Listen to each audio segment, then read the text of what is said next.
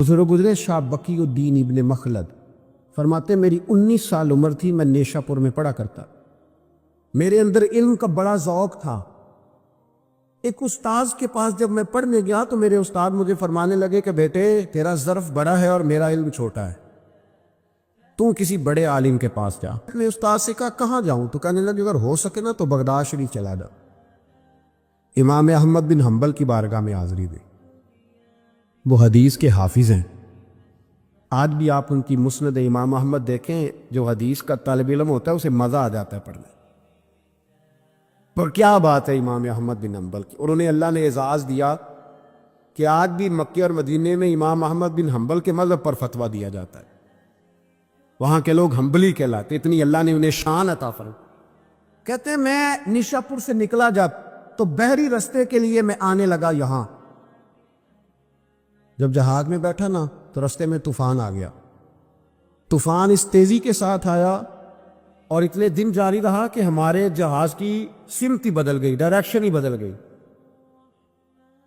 وہ جانا ادھر تھا تو جہاز کا منہ ادھر ہو گیا۔ فرماتے جا کے کسی کنارے ہم اترے، یہ دیکھیں جو لوگ طالب علم جاتے تھے، فرماتے وہاں جا کے اترے، وہاں پتہ چلا کہ جس جزیرے پہ ہم اترے ہیں یہاں سے اگر پیدل جائیں گے تو 1.25 مہینے میں بغداد پہنچیں گے۔ اور فرماتے ہیں کہ پیسے بھی کوئی نہیں، ختم ہو گئے۔ اب میں وہاں سے اترا، پتے کھاتا، 1.25 مہینہ لگا اور میں بغداد شریف پہنچا۔ اور جب پوری جد و جہد کر کے وہاں پہنچ گیا نا تو پتہ چلا کہ امام احمد بن حنبل کا تو مدرسہ ہی بند ہو گیا، ان کے تو جمعہ پڑھانے پہ پابندی لگ گئی ہے، وقت کا بادشاہ ناراض ہو گیا۔ اس کا مطلب ہے وہ بھی سیاسی باتیں کرتے ہو گے، ناراض ہو گیا، اسے پکڑ کے آپ کو جیل میں ڈال دیا۔ تو امام صاحب تو پڑھاتے ہی نہیں۔ فرماتے میں اب تلاش کرنے لگا کہ مجھے پتہ چلے امام صاحب کہاں قید ہیں۔ بتایا گیا کہ ان کو ان کے گھر کو جیل، سب جیل قرار دے کے نظر بند کر دیا، اور گھر کے چاروں کونے میں پولیس کھڑی ہے۔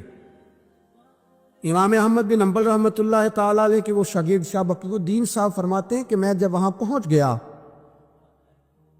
وہاں پہنچ کر کے میں نے لوگوں سے کہا کہ تم نا قریب نہ جانا، بس مجھے بتا دینا کہ امام صاحب کا گھر کہاں ہے۔ تو کہتے ہیں ایک شخص نے مجھے کہا کہ میں انگلی کا اشارہ نہیں کروں گا، آنکھ کا اشارہ کروں گا، کیونکہ حالات بڑے خراب ہیں۔ کہتے ہیں اس نے آنکھ کے اشارے سے بتایا کہ وہ سامنا گیٹ امام صاحب کا ہے۔ کہتے ہیں میں واپس آ گیا۔ اب ساری رات سوچتا رہا کہ امام صاحب کے گھر تعلیم حاصل کرنے کیسے جانا ہے۔ فرماتے ہیں پھر مجھے ایک تجویز سمجھ میں آئی۔ صبح جب میں نے اٹھا تو میں نے سر سے پگڑی اتاری، اپنے بالوں میں ہاتھ ڈال کے بال بکھیر دیے، چاروں جانب بکھر گئے، زلفیں رکھی ہوئی تھی۔ فرماتے ہیں پھر میں نے اپنی قمیض کو تھوڑا سا ایک جگہ سے پھاڑا، تھوڑا سا دوسری جگہ سے پھاڑا، ٹخلوں کے قریب کر کے کہتے ہیں میں نے جا کے تھوڑی سی تہمت کو بھی پھاڑا۔ ہاتھ کے اندر میں نے کاسا پکڑا جیسے فقیر مانگنے والے پکڑتے۔ اب تو فقیر کہتا نا اللہ بھلا کرے، اللہ بھلا کرے، تو اس زمانے میں کہتے تھے اجرکم علی اللہ، اجرکم علی اللہ، تمہیں اللہ اجر دے، تمہیں اللہ۔ کہتے ہیں یہ وظیفہ میں نے اچھی طرح پکایا، نظریں میں نے جھکا لی، پٹے پرانے کپڑے پہن کے نا تو بغداد کی گلیوں میں، کہتے ہیں بغداد کی گلیوں میں کبھی ادھر کبھی ادھر میں نا وہ لیے نا کاسا میں گھوم رہا ہوں، پھر رہا ہوں، تینوں لب دیا آپ گواچے۔ کہتے میں ڈھونڈتا پھر رہا ہوں مجنو بن کے وچ بازارا، کدی ککھاں وانگ رلائے، کدی کہایا کنبا سارا، سر نیزے اتے چڑھائے، آزب یار منون دی خاطر اساں کی پیس بتائے۔ فرماتے ہیں کہ وہ کاشا لیے تو میں نکلا، سپاہی کھڑے تھے، ان سے بھی میں نے کہا اجرکم علی اللہ۔ کہتے ہیں کہ ایک دینار انہوں نے بھی میرے کاشے میں ڈالا۔ پھر امام احمد بن حنبل کا دروازہ آیا تو میں نے دروازے پہ کھڑے ہو کہا اجرکم علی اللہ، اجرکم علی اللہ، اجرکم علی اللہ۔ کہتے میرا جوش ہی بدل گیا۔ امام صاحب نے جھٹ سے دروازہ کھولا، خوبصورت امامہ اور خوبصورت چہرہ۔ کہتے ہیں ان کا چہرہ دیکھا تو میرے آنسو ہی بہہ گئے، اور امام صاحب نے جب ایک دینار میرے پیالے میں ڈالا تو میں رو پڑا۔ میں نے کہا بغداد کے بادشاہ اور میرے محبوب کے علم کے وارث، میں بھیک مانگنے نہیں آیا، میں تو رسول اللہ کی حدیث سننے آیا ہوں، مجھے نہ آپ نے خیرات نہیں دینی، بس مجھے ایک حدیث میرے نبی پاک روز پڑھا دیا کریں، ایک حدیث ایک حدیث۔ یہاں تو آج میں پڑھائی جاتی ہے نا، وقت نہیں ہوتا، لوگ دیر سے آتے۔ کہا ایک حدیث آپ نے پڑھانی ہے۔ شاہ بقی الدین صاحب کہتے ہیں امام صاحب نے میرا چہرہ دیکھا تو خوشی سے کھل اٹھے، فرمانے لگے تو کیسے آئے گا؟ کہ حضور بھکاری بن کے میں خیرات مانگنے آؤں گا؟ یہ بھی تو خیرات ہی ہے نا، مصطفیٰ کریم کے نام کی خیرات مانگنا۔ حضور آپ نے ایک حدیث پڑھانی ہے، سنے۔ شاہ بقی الدین کہتے ہیں میں پورا سال بھکاری بن کے جاتا رہا، یہ جذبہ، یہ شوق، پورا سال بھیک مانگنے کی غرض۔ یہاں تو ہمیں اپنے علماء میں کمزوریاں نظر آنے لگ جاتا ہے، سب ٹھیک ہے جی، وہ ایک بات نہیں ٹھیک، لے آ رہا چھٹی، میں اب خود بہت بڑا محدث ہوں، مجھے کیا ضرورت؟ یہ کمزوری ہے، اس لیے اخلاقی رویے لوگوں کے مضبوط نہیں رہتے، اس لیے دنیا داری کی ساری باتیں آتی ہیں پر دین نہیں آتا، کیونکہ ہمارا وہ شوق نہیں، وہ انداز نہیں۔ ہم کون بھکاری بننے کو تیار ہے؟ جب لوگ کاسا پکڑتے تھے تو پھر رسول اللہ کے دین کی خیرات بھی اس سے آیا کرتی۔ اب کوئی کاسا نہیں پکڑتا تو خیرات کیسے آ؟ تو لوگ بحث کرنے آتے، گفتگو کرنے آتے، لینے کون آتا؟ حضرت شاہ بقی الدین کہتے ہیں میں پورا سال جاتا رہا۔ امام احمد بن حنبل مجھے فرماتے یار میں بھی سوچتا تھا کہ کہیں میرے علم کو زانگی نہ لگ جائے، دیکھو اللہ نے فضل کیا ہے، مجھے ایک طالب علم عطا فرما دیا ہے۔ فرماتے ہیں پورا سال میں جب ان کے دروازے پہ جاتا تو ایک دھیلا بھی ڈال دیتے اور مصطفیٰ کی ایک حدیث بھی سنا دے، اور فرماتے ہیں دنیا ساری پڑھتی ہے پر ہمارے پڑھنے کا استاد انداز یہ تھا کہ استاد پہلے امامہ باندھتے، جبہ پہنتے، اور اس قید میں نظر بندی کے عالم میں جب وہ نبی پاک کی حدیثیں سناتے تو ان کی آنکھیں آنسوؤں سے بھر جاتی، وہ روتے ہوئے تڑپتے ہوئے حدیث سنا، اور میں بھی اسی درد سے وہ بات وصول کرتا۔ فرماتے ہیں سال گزر گیا، حکمران مر گیا، فوت ہو گیا، نیا بادشاہ آیا، اس نے خود امام احمد بن حنبل کو بڑا مدرسہ بنا کے دیا، اس نے بڑی جامع مسجد میں امام صاحب کے خطبہ جمعہ کا بندوبست کیا۔ فرماتے ہیں ہزاروں طالب علم کئی ملکوں سے امام صاحب کے دروازے پر آ کے بیٹھنے لگتے۔ فرماتے جب میں بھی پہنچا نا تو امام فرمانے لگے تو ذرا آگے آ جا۔ کہتے میں آگے آیا تو فرمانے لگے بھئی علم تمہیں بھی دیتا ہوں، تمہیں بھی پڑھاؤں گا، مرتے دم تک پڑھاؤں گا۔ کچھ لوگوں کے پاس علم ہوتا ہے پر ان کا علم کسی کو نفع نہیں دیتا، اسی طرح کچھ لوگوں کے پاس مال ہوتا ہے پر ان کا مال کسی کو فائدہ نہیں دیتا، سمیٹ کے لے جاتے ہیں ہر شے قبر میں۔ حضرت ابوبکر صدیق رضی اللہ تعالیٰ عنہ کا مال اتنی شان والا تھا کہ آپ رضی اللہ تعالیٰ عنہ کاروبار کرتے تھے اور کپڑے کا کاروبار کرتے تھے اور وسیع کاروبار کرتے تھے۔ جس دن آپ نے اسلام قبول کیا آپ کے پاس 40,000 دینار تھے۔ 40,000 دینار بہت بڑے امیر آدمی کے پاس ہوتے تھے۔ 40,000 دینار تھے، کچھ نے درہم بھی لکھے ہیں، 40,000 تھے، لیکن آپ نے سارے کے سارے راہ خدا میں خرچ کر دی۔ میں نے یہ نہیں کہا کہ اس میں سے 2.5% زکوٰۃ دی، میں نے یہ نہیں کہا، میں نے کہا کہ سارے کے سارے راہ خدا میں خرچ کر دی، اور آپ نے 1 منٹ کے لیے بھی کبھی توقف نہیں کیا کہ یہ میرے پاس مال ہے تو لہٰذا اب میں کس طرح کر کے اس کو خرچ کروں۔ پہلے تو آپ نے اسلام قبول کیا تو مال خرچ کرنا شروع کیا، پھر جب آپ ہجرت کے لیے نبی کریم صلی اللہ تعالی علیہ وسلم کو لے کے گئے تو اس میں بھی مختلف روایتیں ہیں۔ ایک روایت یہ ہے کہ اس وقت 5,000 دینار آپ کے پاس تھے، بہت بڑی رقم تھی یہ بھی۔ جب آپ گھر سے نکلے نا تو وہ سارے پیسے ہی آپ نے ساتھ لے لیے، سارے ہی۔ بڑا مشکل کام ہے، گھر میں جوان بیٹیاں بھی تھیں، بچے بھی تھے، خرچے بھی تھے، لیکن یارو یہ بڑا کٹھن رستہ ہے۔ وہ سارے پیسہ لے لیا اور وہاں پتھر رکھ کے نا چھوٹے چھوٹے، تو ان کے اوپر کپڑا ڈال دیا۔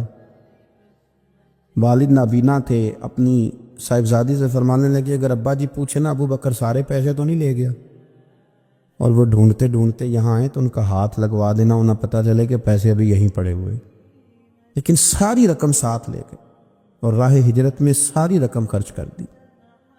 میرے نبی کریم صلی اللہ تعالی علیہ وسلم نے اعلان فرمایا غزوہ کے لیے، جنگ کے لیے، جہاد کے لیے، قحط کا زمانہ تھا، لوگوں کے پاس کھانے کو روٹی نہیں تھی۔ حضرت عمر فاروق فرماتے مجھے یوں لگتا تھا کہ ان دنوں سب سے زیادہ خوشحال میں ہی ہوں، تو میں نے اس طرح کیا کہ گھر کا سارا مال جمع کیا، تو وہ میں نے نصف کیا، اس کو آدھا، اور آدھا مال میں نے رکھ لیا گھر والوں کے لیے، اور آدھا مال پھر میں بول رہا ہوں 2.5% نہیں 50%۔ یہاں 2.5% کی زکوٰۃ دیتے ہوئے لوگ پریشان ہو جاتے ہیں۔ 50% جناب عمر فاروق رضی اللہ تعالیٰ عنہ فرماتے ہیں کہ وہ میں نے اس کو جمع کیا، اور میں نے ارادہ کیا کہ آج ابو بکر سے آگے گزریں گے انشاءاللہ، نیکیوں میں، خرچ کرنے میں، کمانے میں نہیں، جمع کرنے میں نہیں، خرچ کرنے میں۔ فرماتے ہیں جب وہ میں مال لے کے نبی کریم کی بارگاہ میں گیا تو میں بڑا مطمئن تھا کہ آج میں آگے گزر ہی جاؤں گا، لیکن جب میں نے نظر اٹھائی تو میرا رنگ بدل گیا، میرے پیچھے پیچھے ابو بکر صدیق بھی آئے، اور فرماتے ہیں میں نے اس مرد درویش کا رنگ بدلا ہوا دیکھا، سر کی ٹوپی بھی اتار لی، پیروں کے جوتے بھی اتار دیے، وجود کے کپڑے بھی اتار کے بوریے کا لباس پہن لی، اور گھر سے سوئی دھاگا بھی اٹھا لائے۔ کہتے مال رکھا۔ حضور نے مجھ سے پوچھا عمر کیا لائے ہو؟ میں نے کہا حضور آدھا لے آیا ہوں، آدھا چھوڑ آیا ہوں۔ نبی کریم بڑے خوش ہوئے، مجھ سے پوچھا تھا کیا لائے ہو، بات پہ غور کرنا۔ اور ابو بکر صدیق سے پوچھا ابو بکر گھر میں کیا چھوڑ کے آئے ہو؟ مجھ سے پوچھا کیا لائے ہو؟ ابو بکر سے پوچھا ماں اب کئی تھا، کیا چھوڑ کے آئے ہو؟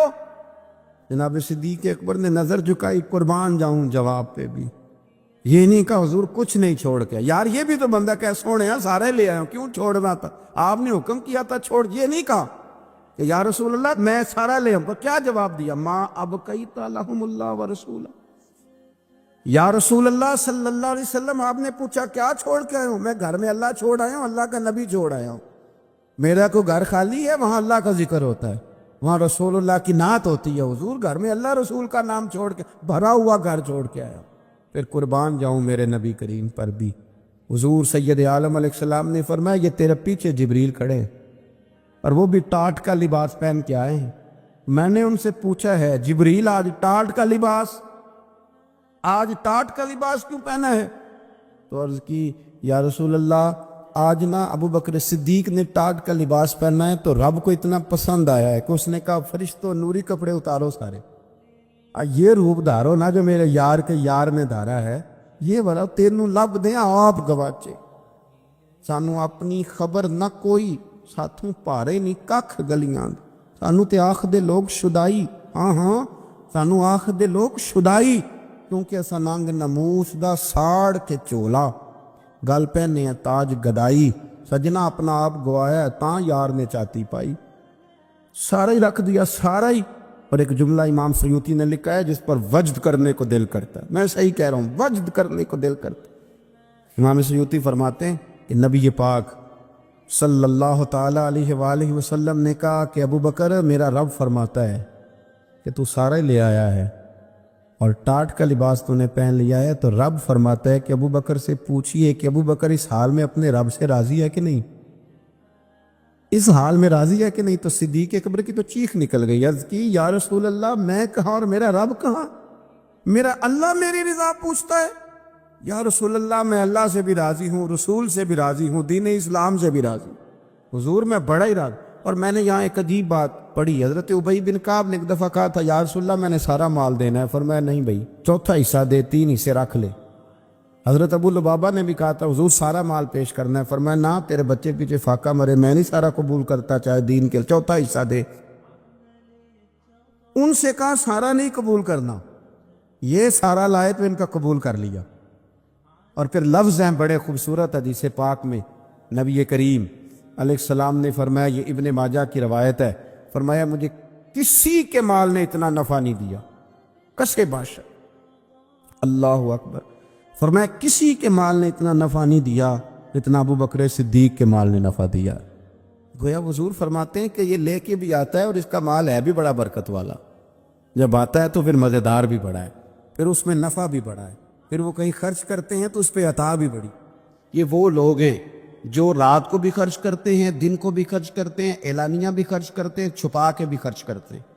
تفسیر روح المعانی ہی کو آپ دیکھ لیں، علامہ سید محمود آلوسی اندلسی رحمۃ اللہ علیہ فرماتے ہیں کہ حضرت صدیق اکبر کا ایک دفعہ خرچ تو ہمیشہ کرتے رہتے تھے، ایک دفعہ ارادہ بن گیا، اس آیت کے شان نزول میں لکھتے ہیں ایک دفعہ ارادہ بن گیا کہ میں نے 40,000 دینار خرچ کرنے اللہ کی بارگاہ، اور کرنے اس طرح ہے کہ دن کو بھی خرچ کرنے، اور اگر کوئی آدمی رات کو لینا چاہے تو اسے یہ نہ محسوس ہو کہ یہ تو صرف اجالے میں دینے والے ہیں، اگر کوئی رات کی تنہائی میں لینے آئے گا تو اسے بھی دیں گے، خرچ کریں گے اللہ کے رستے میں۔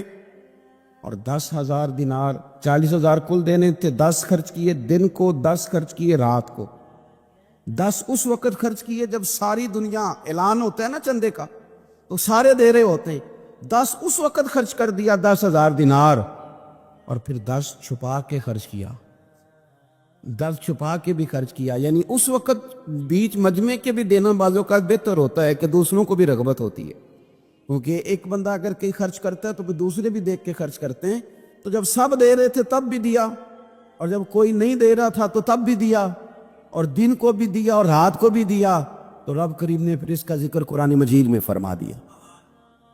تو حضرت ابوبکر صدیق رضی اللہ تعالیٰ عنہ کی حیات مبارکہ کو آپ پڑھیں، اس پر آپ غور کریں، ایک مقام نہیں درجنوں مقامات آپ کو ایسے ملیں گے۔ اسی طرح امام فخر الدین رازی رحمۃ اللہ علیہ تفسیر کبیر میں فرماتے ہیں کہ یہ جو آیت ہے نا، ان الذین قالوا ربنا اللہ ثم استقاموا تتنزل علیہم الملائکہ، بے شک وہ لوگ جنہوں نے کہا کہ ہمارا رب اللہ ہے، پھر وہ اس پر قائم ہو گئے تو ان پر فرشتے اترتے، اور فرشتے کیا کہتے ہیں؟ اللہ تخافوا ولا تحزنوا، خبردار خوف نہ کرو، غم نہ کھاؤ، وابشروا بالجنۃ التی کنتم توعدون، اور خوش ہو جاؤ اس جنت پر، تمہیں خوشخبری دینے آئے ہیں اس جنت کی جس کا رب نے تمہارے ساتھ وعدہ کیا۔ تو امام راضی کہتے ہیں یہ جو کہا نا کہ وہ لوگ جنہوں نے کہا اللہ ہمارا رب ہے، پھر وہ ڈٹ گئے، پھر ان پر فرشتے اترے اور فرشتے خوشخبری دینے کے لیے اترے، فرمایا یہ بھی حضرت ابوبکر صدیق کی شان میں نازل ہوئی ہے، اس لیے کہ حضرت صدیق اکبر نے اس وقت کلمہ پڑھا تھا جب کوئی اور کلمہ نہیں پڑھتا تھا، پہلے مسلمان حضرت صدیق اکبر آزاد مردوں میں سے پہلے مسلمان، آپ نے کلمہ پڑھا، رش دیکھ کے تو بھائی عام جگہ پہ بھی بڑے لوگ آ جاتے ہیں، لیکن تنہائیوں میں، ابتدا میں، بالکل شروع میں جس ہستی نے صرف جلوہ والضحیٰ دیکھا، آج لوگ بڑے جمہوریت پسند ہیں کہ ساری دنیا جدھر جائے گی ہم نے ادھر جانا ہے، جدھر رش زیادہ ہوگا اس وقت ہم چلیں گے، لیکن حضرت ابوبکر صدیق رضی اللہ تعالیٰ عنہ اس وقت کلمہ پڑھا جب اسلام پر تنہائیاں تھیں، غربتوں کا دور تھا، انہوں نے یہ نہیں دیکھا کہ ساری دنیا کدھر ہے، انہوں نے یہ دیکھا کہ میرے محبوب کی رضا کدھر ہے، اور پھر اس پر انہوں نے تکلیفیں برداشت کیں، تکلیفیں پلیٹ میں رکھ کے نہیں غلامی مل جایا کرتی، تکلیفیں برداشت کی، مار بھی کھائی، مال بھی دیا، تکلیف بھی سہی، تانے بھی سہے، باتیں بھی سنی، قبیلے کے اندر سے بھی مخالفت ہوئی، باہر سے بھی مخالفت ہوئی، وہ ڈٹے رہے، تو رب فرماتے جب یہ ڈٹ گئے نا تو پھر میں نے بھی ان کی مدد کے لیے فرشتے نازل کر دی، پھر اللہ تبارک و تعالیٰ نے انہیں کوئی لاوارث نہیں چھوڑا، پھر ان کی مدد اللہ نے اپنے فضل سے فرمائی۔ حضرت صدیق اکبر رضی اللہ تعالیٰ عنہ کی مقدس حیات مبارکہ، اس پر بے شمار فضائل میں آپ کو احادیث ملیں گی، بے شمار آپ کو آیات بینات ملیں گی۔ سمجھنے کی چیز یہ ہے ان کی زندگی کو دیکھا جائے، پڑھا جائے، میں نے بڑا غور کیا ہے، جتنا کو میرا محدود سا مطالعہ ہے، جتنا کو میں فہم اور علم رکھتا ہوں، میں نے بڑا غور کیا ہے اور بڑی باریکی سے کیا ہے، اور ان کی زندگی کے شب و روز کو بار بار پڑھا ہے، اور وہ جتنے پیچ و تاب ہیں ہجرت سے لے کر بدر تک اور بدر سے لے کر فتح مکہ تک، ہر میدان، ہر جگہ، ہر کوچہ، ہر نگر، ایک ہی بات سمجھ میں آئی ہے کہ جس طرح پروانہ چراغ کے گرد گھوم کے زندگی گزار دیتا ہے، گھوم کے زندگی گزار دیتا ہے، روشنی جہاں نظر آتی ہے تو پروانہ ساتھ ہی نظر آتا، کہیں اور دکھائی دیتا ہی نہیں۔ اسی طرح میرے پیارے حبیب نبی کریم صلی اللہ تعالیٰ علیہ وسلم کی نبوت کی روشنی کے گرد جو پروانہ دیوانہ وار ہمیں نظر آتے ہیں، ان کا نام حضرت ابوبکر صدیق ہے۔ حضور کی رضا کو پا لینا، حضور کیا چاہتے ہیں اس چاہت کے مطابق کوشش کرنا، جس نے میرے نبی پاک علیہ الصلوۃ والسلام کے ساتھ عداوت رکھی اس کے ساتھ عداوت رکھنا، اسے اپنا دشمن جاننا۔ جس کے ساتھ میرے نبی کریم صلی اللہ تعالیٰ علیہ وسلم کی غلامی کا رشتہ ہو گیا، جو حضور کا وفادار ہو گیا، اس کے ساتھ دست شفقت پھیرنا، اس سے پیار کرنا۔ حضور صلی اللہ علیہ وسلم نے خود فرمایا کہ میری امت پر سب سے زیادہ نرمی کرنے والے ابو بکر صدیق ہیں۔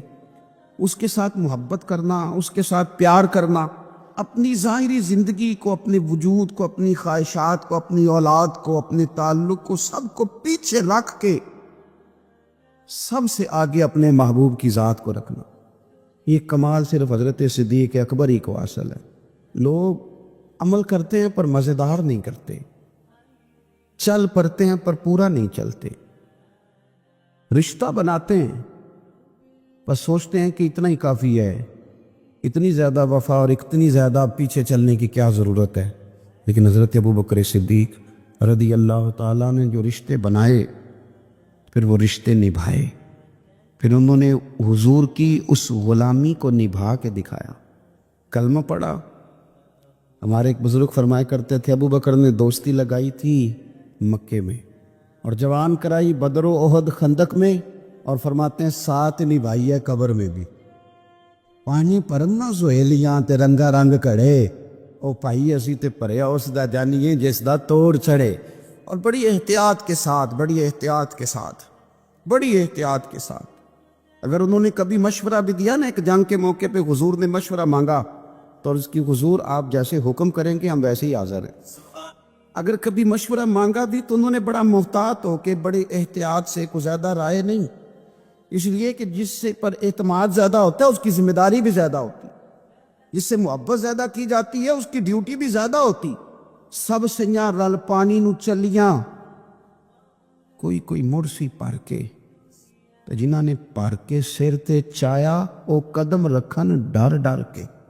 انہیں پتہ تھا مجھ پر اعتماد زیادہ ہے، تو ان کی ذمہ داریاں، اس کا انہیں احساس، وہ ہر جگہ۔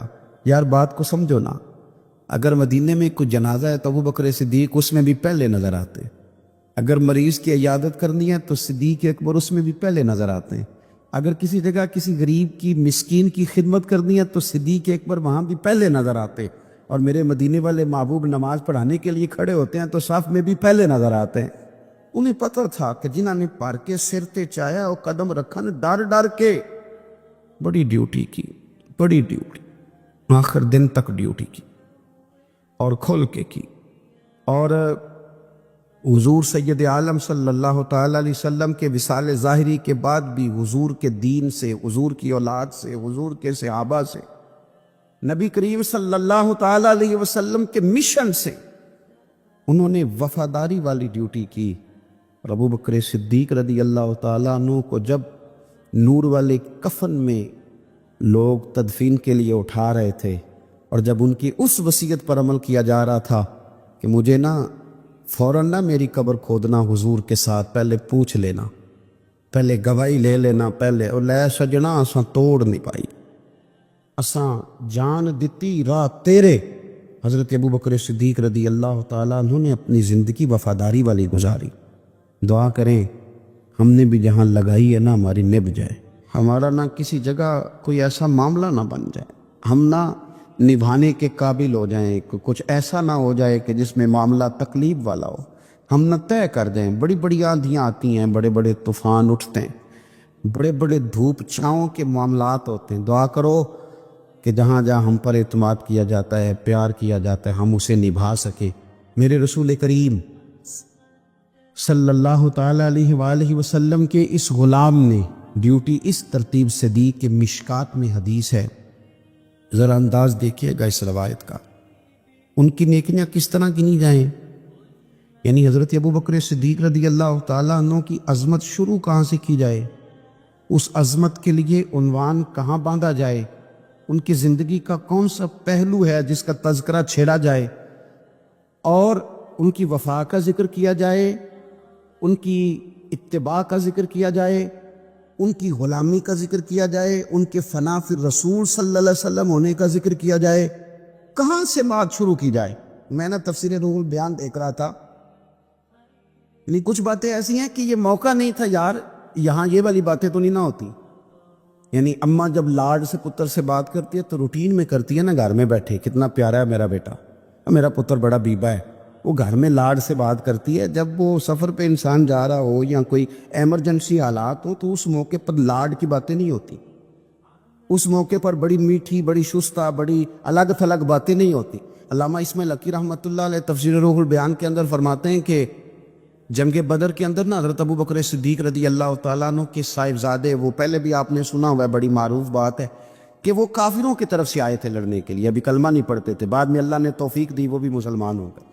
وہ کافروں کی طرف سے جب آئے انہوں نے للکارا انہوں نے, تو حضرت صدیق اکبر نے نا جلدی سے تلوار اٹھائی اور اٹھنے لگے, کہا یا رسول اللہ مجھے اجازت دے میں اس کی گردن کاٹ کے لاؤں.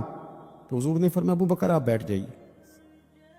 حضور وہ للکار رہے ہیں, اس طرح والد کو غصہ زیادہ نہیں ہوتا بچے کی کسی غلطی پر, تو کہا حضور میں نے جانا ہے, ابھی اس کی گردن کاٹ کے لاتا ہوں. فرمایا ابو بکر بیٹھ جائیے. حضرت صدیق اکبر کی طبیعت کے اندر جب حضور نے وہ جلال دیکھا اور خیال دیکھا کہ اب تو یہ جانا ہی چاہ رہے ہیں, تو حضور نے پھر کیا انداز اختیار کیا. نبی کریم علیہ السلام نے فرمایا ابو بکر بیٹھ جا, تیری ابھی بڑی ضرورت ہے. فرمایا تیری وجہ سے ابھی ہم نے بڑے نفع اٹھانے. ایک ہوتی ہے مرضی. کچھ لوگ کہتے ہیں جی وہ میں نے پوچھا تھا, حضرت صاحب نے مجھے کہا تھا آپ جائیں. یہ حکم ہے بھائی, مرضی بھی تو پوچھ, مرضی کیا ہے؟ یہ جو کہ ہمارا دور دلیل کا ہے, دلیل دے دوں. ایک حکم ہوتا ہے, ایک رضا ہوتی ہے, ان میں فرق ہے. حضور نے فرمایا طلاق دینا جائز ہے, رضا نہیں اللہ کی, پسند نہیں اللہ. جائز ہے پر پسند فرق ہوتا ہے. ایک چیز یہ ہے کہ اس کی اجازت ہے, ایک یہ ہے کہ وہ پسند, ان میں فرق ہے. حضرت ابو بکر صدیق رضی اللہ تعالیٰ عنہ کا کمال یہ ہے کہ وہ نبی پاک کی رضا کو جان گئے تھے. انہیں حضور نے فرمایا نہیں تھا کہ بلال کو خرید کے لائیں, فرمایا نہیں, نبی پاک حکمن نہیں کہا, لیکن حضور سیدنا بلال کے لیے پریشان تھے. تو جناب صدیق بات سمجھ گئے اور جا کے کہا بلال خریدنے آیا ہوں. تو اس نے اپنے حساب سے بڑے مہنگے پیسے بتائے. تو آپ فرمانے لگے تو نے اپنی اوقات کے برابر ہی بات کی ہے, میں تو بہت کچھ لے کے آیا تھا. اس نے کہا تاجر آدمی ہو, تاجر بندے تو اس طرح کے کام نہیں کرتے. فرمایا تم ہمیں سمجھے نہیں نا ابھی تک. یہ جو مرضی کو سمجھ لینا ہے نا, رضا کو. میں آپ سے عرض کروں, میں دینی لوگوں سے بھی مجھے شکوہ رہتا ہے. دینی لوگ بھی کئی دفعہ 2 قدم پیچھے ہٹتے ہیں, اپنے کام کا مزہ نہیں لیتے, دفاعی مارچ پہ کھڑے ہو جاتے ہیں. نہیں جی نہیں, وہ تو بات آپ کی ٹھیک ہے, پر وہ میں نے, میرا مطلب یہ ہے. ان کا بھئی آپ کچی باتیں کیوں کرتے, کس بات کا ڈر ہے؟ اگر آپ رسول پاک کی غلامی کا دعویٰ کرتے ہیں تو وہ سرے اشر بھی کریں گے. 2 قدم پیچھے ہٹنے کا کیا معنی؟ آپ فلاں جگہ, جی ہاں میرا بھی فلاں جگہ نسبت کا رشتہ, یہ کیا بات ہوئی؟ کچی باتیں کرتا ہے تو. اگر تیرا کسی جگہ نسبت کا رشتہ ہے تو کہہ میں غلام ہوں فلاں کا, اعلان کر. یہ کیا بات ہوئی؟ کمزور باتیں کرنا, اپنے کام کا لطف ہی نہ لینا اور پلپلا پڑ جانا, کمزور باتیں کرنا.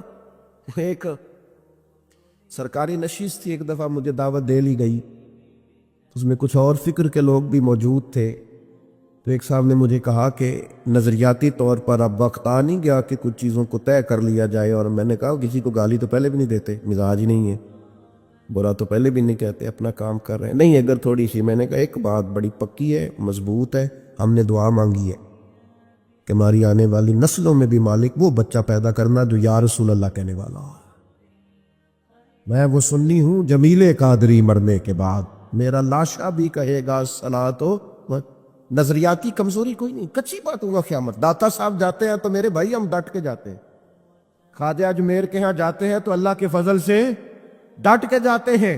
غوث اعظم جیلانی کو مرشد مانتے ہیں تو دعویٰ یہ ہے کہ خدا کے فضل سے ہم پر ہے سایہ غوث اعظم کا, اور ہمیں دونوں جہاں میں ہے سہارا غوث اعظم. کمزور نہیں, اپنی زندگی کو نظریاتی بنائیں, اپنی زندگی میں کچھ چیزوں کو طے کریں, اور اس رنگ میں نہ پوری طرح, یعنی کوئی دیکھ کے پوچھ لے آپ سے کہ آپ فلاں کے شاگرد ہیں, کوئی آپ کی بات سن کے پوچھ لے فلاں سے بیعت ہیں آپ کی شخصی, یعنی تیری تصویر میں وہ رنگ بھرے ہیں میں نے, لوگ دیکھیں گے تجھے پر پہچانیں گے مجھے. انسان کی کیفیات ہو، یعنی اس کا انداز ہو، اس کا طور طریقہ ہو، لوگوں کو پتہ چلے کہ اس کی نسبت کس جگہ پہ ہے، کمزور کچی باتیں نہیں۔ عیسائی اس طرح کرتے تھے کہ ان کے ہاں جب کوئی بچہ پیدا ہوتا نا تو وہ بچے کو نا برتن میں زرد رنگ پانی میں ڈال کے نا تو بچے کے اوپر ڈالتے، کہتے اب یہ عیسائی ہو گیا، ہم نے اسے زرد رنگ چڑھا دیا۔ تو بعض لوگوں نے نا مسلمانوں سے پوچھا، اور میرا خیال یہ ہے کہ اس طرح کے سوالات اکثر عورتوں سے کرتی ہیں، تمہارا کون سا رنگ ہے؟ عیسائی رنگ ڈالتے تھے اپنے بچوں کو زرد رنگ، اب یہ پکا عیسائی ہو گیا ہے۔ تو رب کریم نے فرمایا ان سے کہو صبغۃ اللہ، ہم نے اللہ کا رنگ اوڑا ہے۔ یہ قرآن مجید کی آیت جو میں نے تلاوت کی، مسلمان کا رنگ کیا ہے؟ صبغۃ اللہ، ہم نے اللہ کا رنگ لیا ہے۔ ومن احسن من اللہ صبغہ، اور ان سے پوچھو اللہ کے رنگ سے سونا رنگ بھی کسی کا ہو سکتا ہے؟ یہ مسلمانوں پر جو رنگ ہے یہ اللہ، اور پوری طرح رنگ گئے اس میں۔ کون کون رنگے؟ تمام صحابہ، تمام اہل بیت، اس کے بعد اولیاء، صوفیاء، اتقیاء، علماء، مفسرین، محدثین، تاریخ انسانیت میں بڑے لوگ آئے جو صبغۃ اللہ، اللہ کے رنگ میں رنگ گئے۔ عقیدے مضبوط، توکل مضبوط، شکر مضبوط، صبر مضبوط، حضور کی غلامی مضبوط، کہ میرا دل کرتا ہے دو لوگوں کے نام لوں جو پوری طور پر صبغۃ اللہ میں رنگ گئے۔ ایک نام انبیاء میں ہے، وہ ہے حضرت ابراہیم خلیل اللہ کا، واتخذ اللہ ابراہیم خلیلا، میں نے جناب ابراہیم علیہ السلام کو اپنا خلیل بنا لیا۔ اور کیسے بنایا؟ وَإِذِ ابْتَلَىٰ إِبْرَاهِيمَ رَبُّهُ بِكَلِمَاتٍ فَأَتَمَّهُنَّ قَالَ إِنِّي جَاعِلُكَ لِلنَّاسِ إِمَامًا، رب فرماتا ہے میں نے بعض باتوں میں جناب ابراہیم کو آزمایا، میں نے امتحان لیا۔ یاری تیری سونا تے آزمائشاں تیریاں اگ، سونا پرکھیا جامدائی پہلو نال اگاں دے لگ۔ اللہ فرماتے ہیں میں نے ان سے امتحان لیا، فَأَتَمَّهُنَّ، پھر امتحان لینے والا فرماتا ہے وہ میرے امتحان پہ پورے اترے۔ قَالَ إِنِّي جَاعِلُكَ لِلنَّاسِ إِمَامًا، فرمایا ابراہیم اب میں آپ کو لوگوں کا امام بنانے والا ہوں۔ حضرت ابراہیم انبیاء میں اور امت مسلمہ میں جس نے پورا رنگ پوری طرح اوڑا ہے نا اللہ کا رنگ، وہ حضرت ابوبکر صدیق، پوری طرح صبغۃ اللہ۔ نبی پاک علیہ السلام نے فرمایا جنتیوں کی 360 نشانیاں ہیں، کسی میں ایک بھی پائی جائے نا تو وہ جنتی ہے۔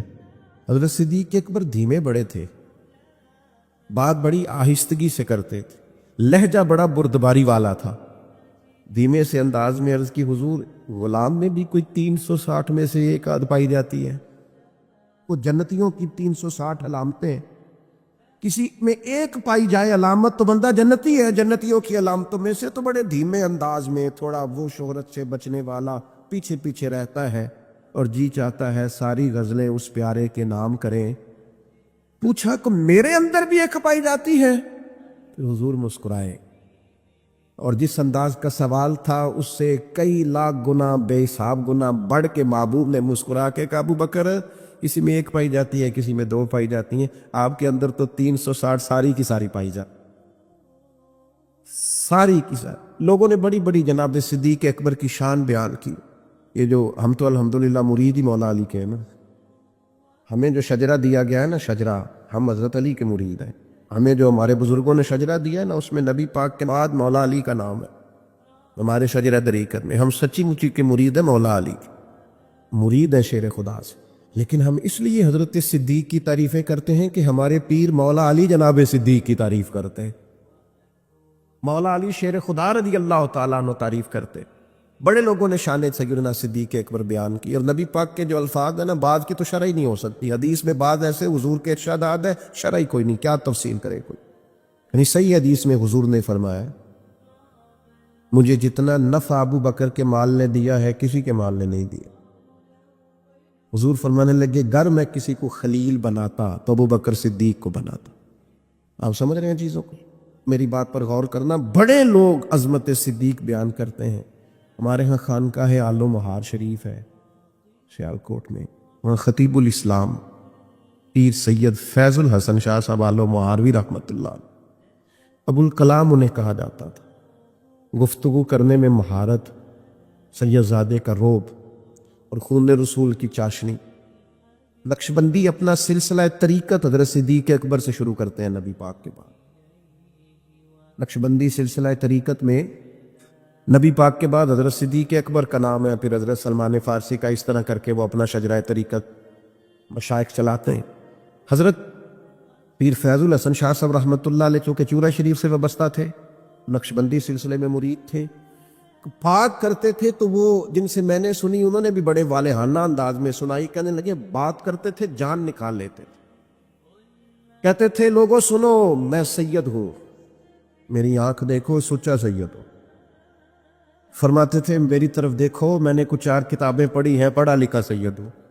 اور پھر بات کرتے تو بات میں اور وزن پیدا کرتے، کہتے اگر مجھے کہو تو میں اپنے سے لے کر مولا علی تک اپنا سارا شجرہ نسب بیان کروں، میں اپنی ماں سے لے کر سیدہ فاطمہ تک سارا شجرہ نسب بیان کروں۔ فرمایا کرتے تو سنو لوگو میں بیٹا علی کا ہوں پر مرید ابو بکر صدیق کا ہوں، اس لیے کہ میں نقشبندی سلسلہ طریقت سے ہوں، بیٹا علی کا ہوں پر مرید ابو بکر۔ یہ دیکھو کمال۔